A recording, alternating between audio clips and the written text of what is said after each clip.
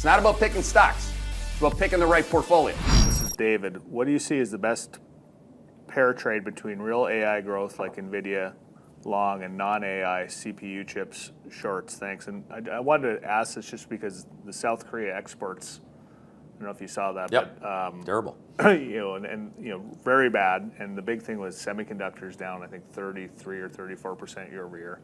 Yep. So you really have this. Yes, Nvidia had a good quarter. They raised guidance, but that's sort of one part of a much bigger picture, right? Yeah, I don't do the pair trade thing, but I would look for just the setup. I mean, if I look at Ami's longs versus his shorts, I mean, he's got plenty of shorts that I'd short because they're already bearish trade and trend.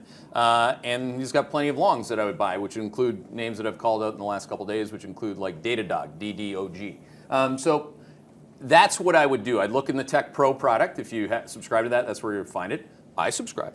I get to look at all the stickers. So that's how I'm going to do it. I don't have to believe what people believe on AI, nor do I need to have a position. I think that's an important point too, Jonesy. Yep. Is it just because everyone navel gazes, you know what navel gazing is? Try it. Do it on the beach with your big bellies or small ones. Just navel gaze. At Nvidia all day long. Like, if you're doing that, if you're fascinated with that, that's one thing. But if you're so fascinated that you're taking away your precious time of day to do everything else, you're totally screwing it up, right? Turn off all the noise, unless you're using the noise as a contra signal to fade from top end of the risk range in particular on this AI setup. Or just get it out of there entirely. You don't need to have a view on AI to make money, right? Clearly. I mean, look at those 10 stocks yesterday or ETFs that we were covering yesterday. None of them had anything to do with AI. There wasn't a tech thing in there, right?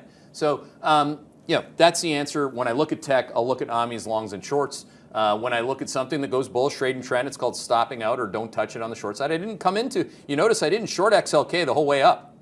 And I think the prior 21 times that I've traded XLK in real-time alerts, which is a lot, I have had an accurate signal. Well, it was also an accurate signal not to send you an incremental signal. See? I'm not pumping my tires. It's just happening, okay? And unless I explain it, you'll choose a path of more anxiety, some of you, or more emotion, or more navel gazing than what's actually happening in my long short book.